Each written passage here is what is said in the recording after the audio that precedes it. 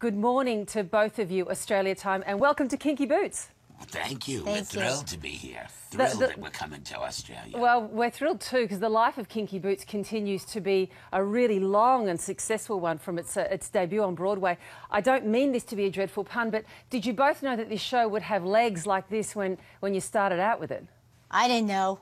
I just, I was working for him. I didn't know anything. You never know.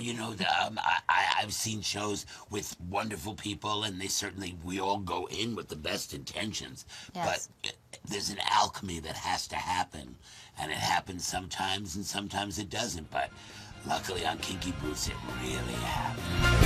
Everybody say yeah, yeah.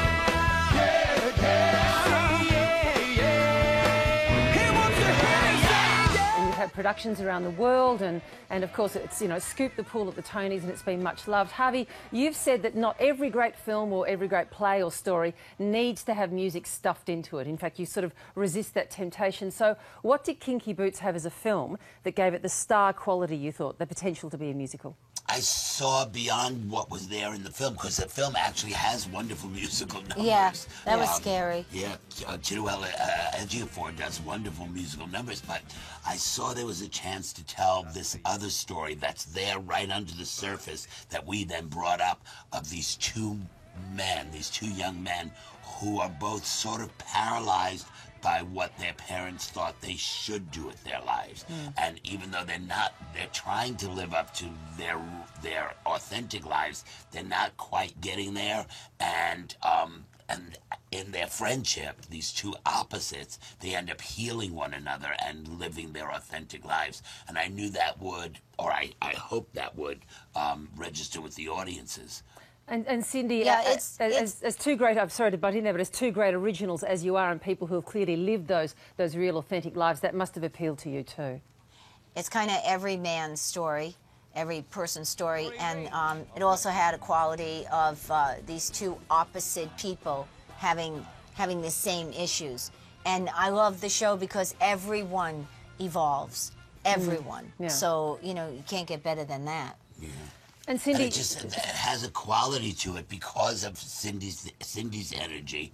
It has a quality to it that we sort of call it the fun factory. People go into the theater having had their normal day, yes. And when they come out, they're just floating on clouds of joy. I mean, it's such a joyous show. That's such a universal story of wanting to live up to parents' expectations, of wanting their love and approval. That connection is clearly very profound with audiences too. Yeah, well, Gloria Steinem had written a book, which is what really sort of inspired me. She'd written a book about self-esteem, and what she says is basically, even if you have the best parents in the world, you're a child. You don't know how to ask for what you need. And so even the best parent in the world is going to raise a child that has some holes in it. We need to heal those holes in order to have the best lives we can. Cindy, you've spoken of writing and rewriting to get the music absolutely right. Do you feel like you had to develop different musical muscles, if you like, to write this kind of music for this sort of performance?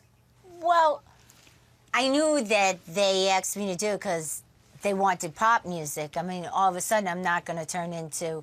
I mean, if I did, boy, I would feel really blessed if all of a sudden I was like, Sondheim or, Rodgers and Hammerstein. I'm not. I'm just me. But I saw the opportunity to do the things that in my regular career I am always stopped. And here, I said, Harvey, what are the rules? And he said, there are no rules. So that's kind of inspiring. You take the braces off your brain.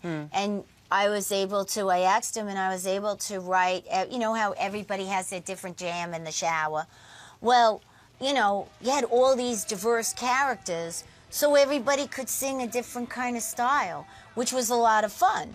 So all of a sudden, it became like an adventure. Each person was a different adventure.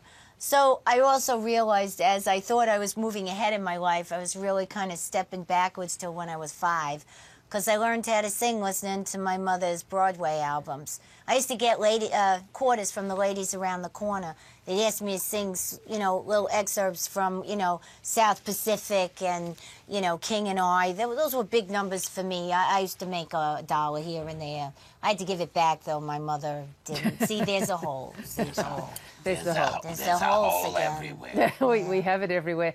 Hey, Cindy, I was watching live in Australia when you won the Tony Award for Best Score for Kinky Boots, and I watched it just again this morning before speaking to you, and I have to say I started crying again watching you cry as your name was called and how overwhelmed you were. What did that win mean to you? You know, for me, this whole project has been, I had a dream once, and in the dream, I was worried about the journey, and they said in the dream that I was being walked through by the lion, the scarecrow, and the Tin Man.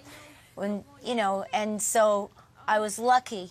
And when I won, I realized that you can go all over the world looking for acceptance, but sometimes you can find it in your own backyard.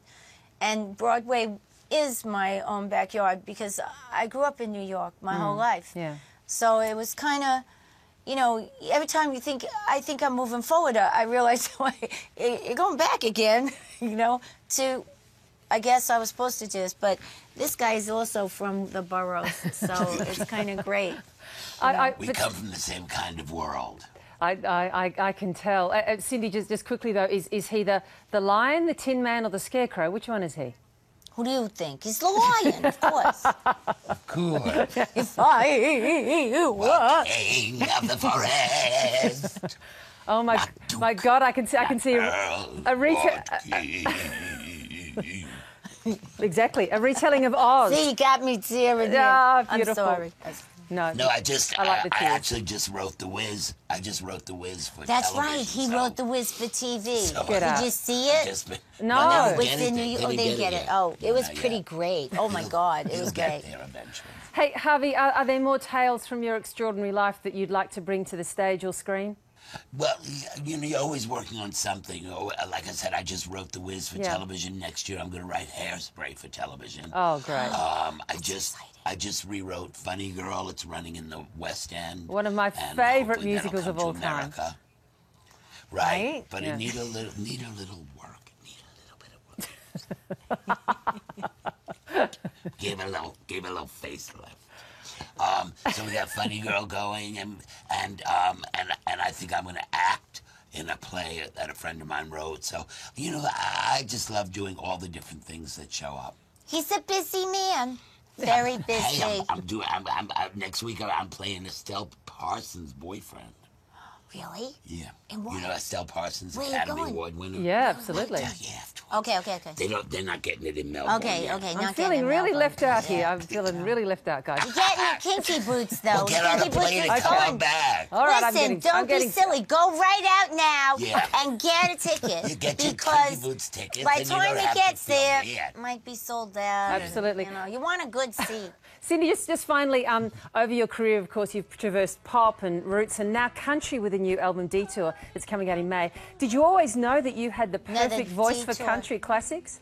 I wanted to work with Seymour Stein. I mean, the guy, he co-founded Sire Records. Yeah. You know, he's a music legend. I wanted to work with him. It was on my bucket list. So he suggested I do these country songs. He said, well, you could sing anything. You know, maybe on a good day. I don't know. You've been such great company and so nice to chat with you. So really looking forward to Kinky Boots. Thanks for making time for us. All right.